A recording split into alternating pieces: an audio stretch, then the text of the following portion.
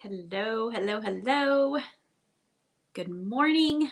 I am actually using a different platform this morning, so we are going to wait and see if I am actually live. All right, let's see.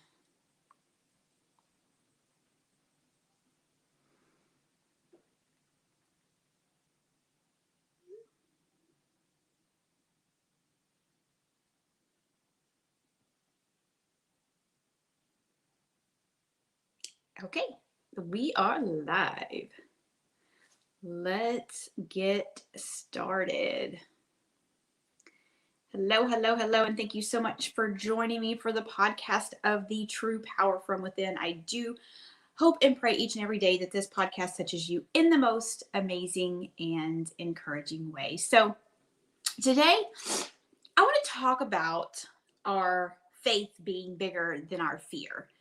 And I am coming out of the book of Mark, chapter 10, and starting at verse 46, right? So, it's when Jesus is healing the blind man, Bartimaeus, right?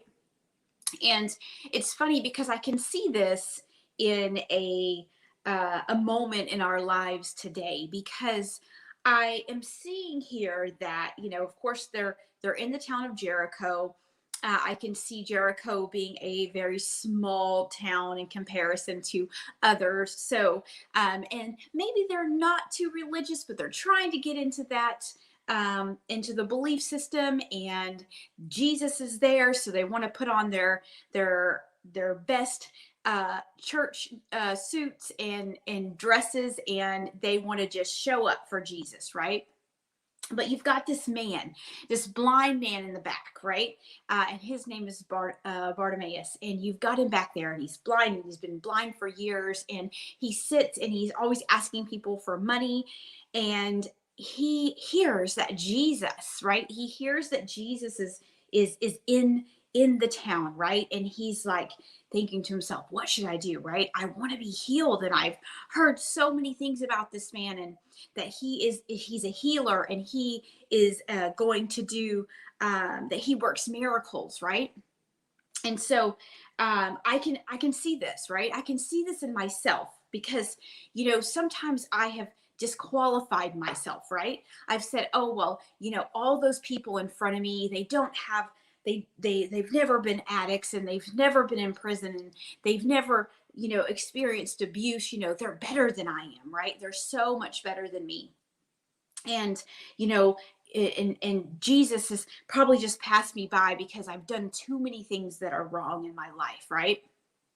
But here I see Bartimaeus, and I can so see a lot of us that have been through so many things in our lives, right?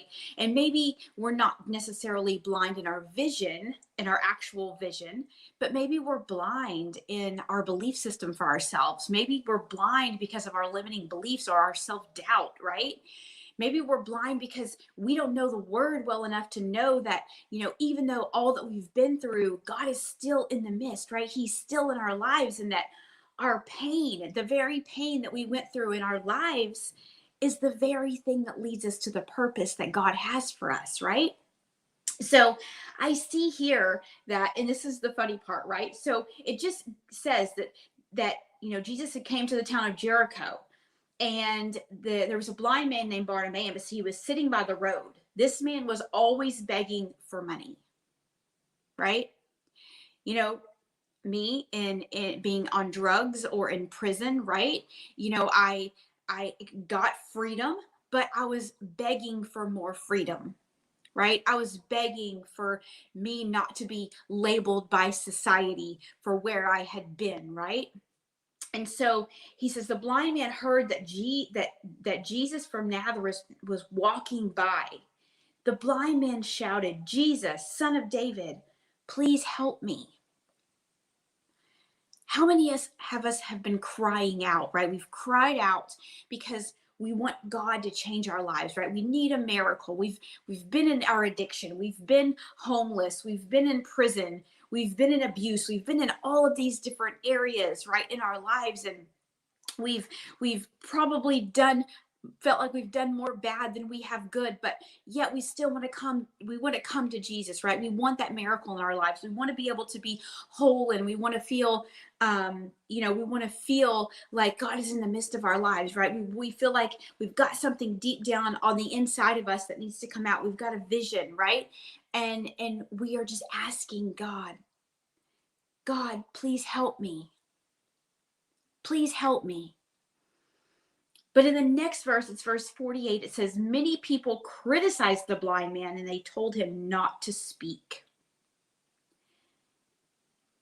How many times have people told you to be quiet, right? Because, oh, you're a convicted felon, or oh, you're an addict, or you're a victim of abuse, right? You are not good enough. You're not qualified enough, right? You've done too many things bad in your life. God is not going to move in your life for you. You can call out and you can as many times as you want to, but you know what? You're a lost cause. But what I want you to see here is that it says in the second part of verse 48, it says, but the blind man shouted more and more, Son of David, please help me. We've got these people around us that don't want to see us do anything other than sit on the curb and beg, right? They don't want us to fulfill the vision that God has for our lives. They don't want us to push through the pain and use that for the very purpose that God has placed upon our lives, right? Because if we did that, they would be wrong, right? If we came out of the pain, if we had that miraculous healing, if we stayed sober, if we stayed out of prison, all of these things, they would be wrong. So just as the blind man, they tell us to be quiet, right? They try to run in front of us so that we can't fulfill, right? They always want to stay one step ahead of us because they feel like they're better than us. And they always want us to stay in the back. They want us to stay in the back of the room because if we stay in the back of the room, that means we're going to be quiet and nobody's going to see us, right? And maybe even Jesus won't see us. But just as Bartimaeus continued to yell out because he believed that Jesus could heal him, he believed in the miracle work that Jesus did, right? That he had faith to continue to yell out, to continue to speak upon the things that he believed in, right? And it says that Jesus stopped and said, tell the man to come here. Here's the funny part. It says, so they called the blind man. Remember, these are the same people that are telling him to be quiet, right? Don't yell out. You're a blind man. You've done too many things wrong. You've been in prison. You've been an addict. You've experienced trauma, right? You didn't finish high school. You never even went to college. How do you think you're going to have a business, right? You're not qualified. But Jesus stopped and said, tell the man to come here. So they called the blind man and they said, be happy, stand up, because Jesus is calling you. It's funny how that works, right? Because we've been sitting in the back of the room, right? We've been sitting in prison, or maybe a halfway house, or maybe we've been homeless, or maybe we were poor our whole lives, right? But we call out to Jesus. And then Jesus says, tell him to come here. Tell her to come here. Tell him to come here. And at that moment, it's the very people that have been quieting you the entire time say, come on, be happy. Jesus is calling you. It's funny how that happens. It's funny how that happens. And so the blind man stood up quickly. He left his coat there and he went to Jesus. And Jesus asked the man, "What do you want me to do for you?" And the blind man answered, "Teacher, I want to see again."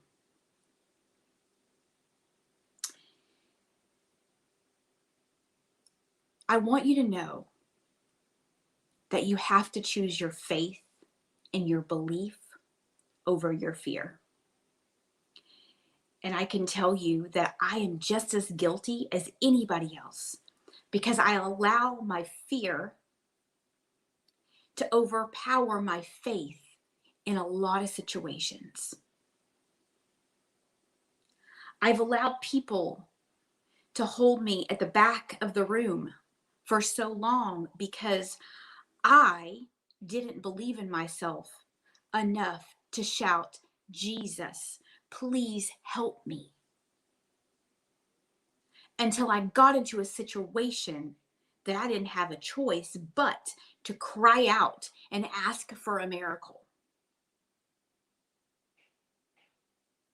But I allowed those people, just as Bartimaeus, right? They were all in front of him. He's sitting in the back row. He's in the nosebleed section, right? And he's crying out as loud as he could because he knew that Jesus could heal him. He knew that Jesus was a miracle working man. And so he continued to yell louder and louder. His faith grew bigger and bigger because he knew that Jesus was in the midst, right? He knew that this was his opportunity to be able to get in front of Jesus to be healed. And what I'm saying to you today is this: no matter who is standing in front of you, no matter who has told you 100 times you're not qualified, you can't do it, you are this or you are that, or you'll never make it in life, let your faith be bigger than your fear. Because those very people that are telling you to be quiet, those very people that are telling you that you are disqualified, are the very people that are going to be picking you up and taking you to the place that God has called you to go. They're going to be the very people that are telling you to be happy, stand up because Jesus is calling you. It's going to be those very people that have talked about you, that have doubted you, that have told you that you were not good enough, that you were unworthy, that the labels are too great for you to pursue the purpose that God has placed upon your life. But what I am telling you today is this: let your faith be bigger than your fear. Know that the very pain or the blindness or the addiction or the trauma or whatever it is that you have been going through for so many years, your pain is your purpose. So it's time to stop being ashamed, right? It's time to stop being ashamed of your past. It's time to stop feeling guilty because of the things that you've done in the past. Because it's those very things that you have gone through. God says they're not in vain. The trauma, the pain, the addiction, the labels, all of that stuff, that's not in vain. It's that very pain, if you accept it and you embrace it fully, is the very purpose that He has placed upon your life to fulfill the vision that you have. So today, I have called this faith, let your faith be bigger than your fear. But not just the fear of taking a risk or going to the next step or starting the business or anything like that. But it's simply to stop allowing those people that are telling you you can't do it or you won't do it, or your life will never change, or that you'll never make more money, or that you'll never start the business. You keep calling out to Jesus. You keep shouting louder, because the louder you shout, the quieter that their voices are going to get. Because when Jesus says, okay, here's the vision, right? You're doing exactly what I want you to do. You're serving the people that I have sent you to serve. You're speaking the message, or you have started the business, right? That I have asked you to start for your life. Because when he says, come here, and you begin to walk truly and 100% in that vision, you're going to see that those very people that are knocking you down and doubting you right now are going to be the very ones that are saying, get up and be happy, because Jesus is calling you.